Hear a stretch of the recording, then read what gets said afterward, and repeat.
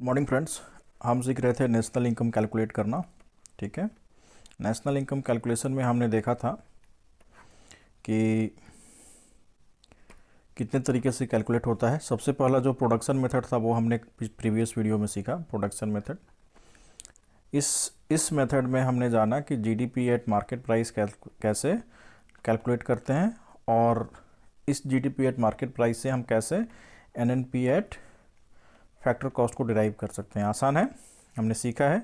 Gross से अगर net में जाना है तो हम डेप्रिसिएशन को माइनस कर देंगे। अगर डोमेस्टिक से नेशनल में जाना है तो हम net factor income from abroad, ठीक है, इसको ऐड कर देंगे। और अगर मार्केट प्राइस को फैक्टर कॉस्ट में कन्वर्ट करना है तो नेट इनडायरेक्ट टैक्स को डिडक्ट कर देंगे, आ जाएगा। तो किसी भी मेथड से अगर जीडीपी एट मार्केट प्राइस मिल जाता है तो हम इसको आसानी से प्राप्त कर सकते हैं। नेक्स्ट मेथड जो हमारा है वो है इनकम मेथड। ठीक है। इनकम मेथड में इनकम किसी भी इकॉनमी में कौन कौन से लोग करेंगे? डेफिनेटली जो फैक्टर्स ऑफ प्रोडक्शन है वही करेंगे। तो हम जानते हैं कि हमारे पास फैक्टर्स ऑफ प्रोडक्शन कौन कौन से हैं। पहला जो फैक्टर ऑफ प्रोडक्शन है वो है लैंड। ये लैंड से क्या कमाता है? रेंट। दूसरा है लेबर। लेबर को क्या मिलती है? सैलरी, जिसको हम कहते हैं कंपनसेशन ऑफ एम्प्लॉई। और तीसरा है कैपिटल यानी पूंजी, ये कमा के देता है इंटरेस्ट यानी ब्याज। और चौथा है एंटरप्रेनर, ठीक है, जो कि हमें प्रॉफिट ला के देता है। ठीक है। तो इस मेथड में इनके द्वारा जो इनकम होता है इसको हम कैलकुलेट करते हैं एनडीपी एट एफसी पे। क्यों ऐसा करते हैं? क्योंकि यहाँ पे डेप्रिसिएशन का कोई रोल नहीं है। चूँकि ये इनकम मेथड है, कंजम्पशन नहीं हो रहा है किसी भी प्रकार का, कोई मशीनरी नहीं खरीदी जा रही है, कोई कैपिटल फॉर्मेशन नहीं हो रहा है यहाँ पे, तो कैपिटल कंज्यूम भी नहीं हो रहा है। अभी जस्ट हम कंजम्पशन की बात नहीं कर रहे हैं, हम अभी इनकम की बात कर रहे हैं। इनकम होने के बाद ही कंजम्पशन होता है। तो जब भी इनकम मेथड की बात होगी तो हमेशा नेट की बात की जाएगी। ठीक है। और फैक्टर कॉस्ट की बात इसलिए की जाती है क्योंकि ये फैक्टर की इनकम है। ओके। तो फैक्टर की इनकम हमेशा इसमें क्या होता है, ये मार्केट की इनकम नहीं है, ये सेलिंग करके कोई चीज़ नहीं इनकम जनरेट की जा रही है। यहाँ पे डायरेक्ट क्या किया जा रहा है, यहाँ पे इस मेथड में किया जा रहा है कि इनकम कितना हुआ।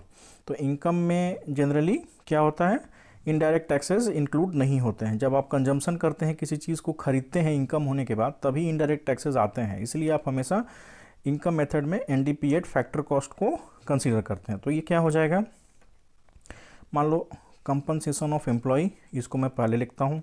इसके बाद इंटरेस्ट, ठीक है, इसको डोनेट करेंगे आई से, इसको आई से, इसको आर से, इसको सी ओ ई से, और इसको पी से, अगर ऐसा डिनोट करें तो ये आई प्लस आर प्लस पी। ठीक है, ये चारों। लेकिन इसमें एक और चीज़ ऐड होती है, वो चीज़ है जो सेल्फ एम्प्लॉयड लोग हैं, उनकी जो एम्प्लॉयमेंट से जो मिक्स्ड इनकम जनरेट होती है, मिक्स्ड इनकम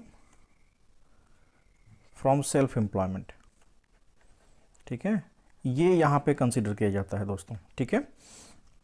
अब देखो, ये टोटल फॉर्मूला हो गया इनकम मेथड से कैलकुलेट करने का। तो हमने इनकम मेथड से क्या कैलकुलेट किया, एनडीपी एट एफसी को। सीओई, इसको हम कहते हैं ऑपरेटिंग कॉस्ट।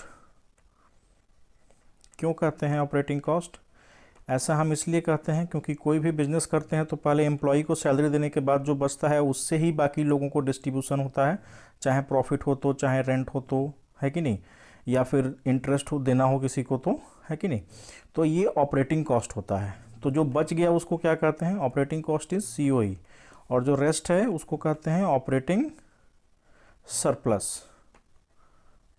सरप्लस, इसको I plus R plus P.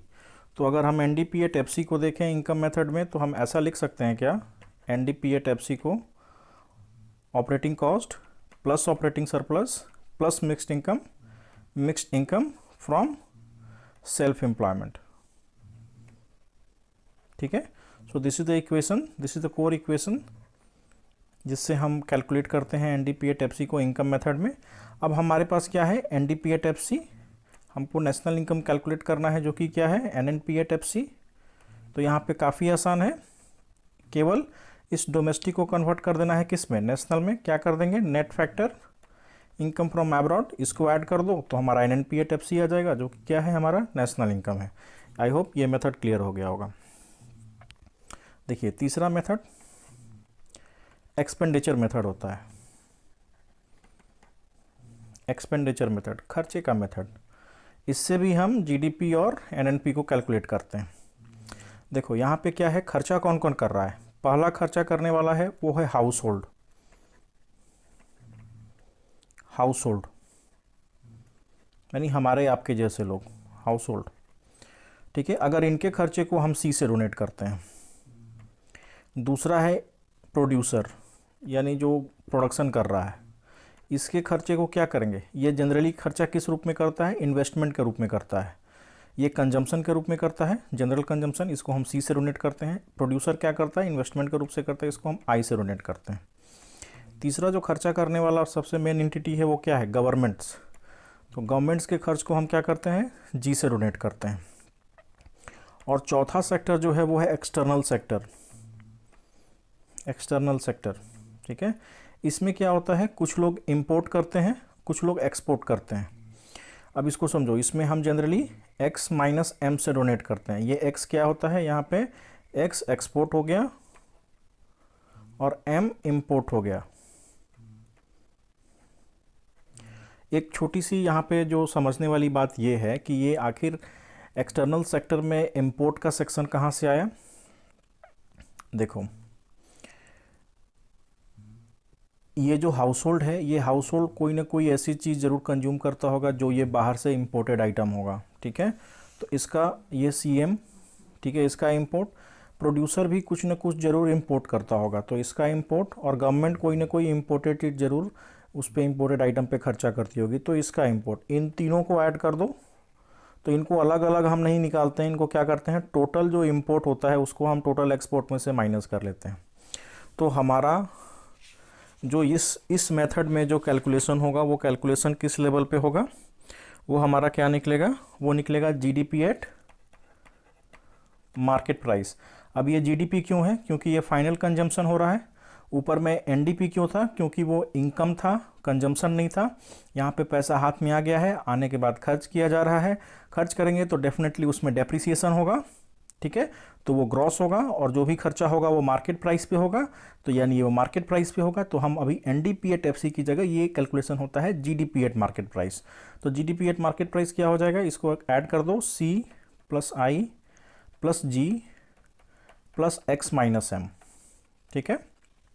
यानी इसको कह देते हैं नेट एक्सपोर्ट्स। नेट एक्सपोर्ट कह सकते हैं इसको, X माइनस M को, ठीक है।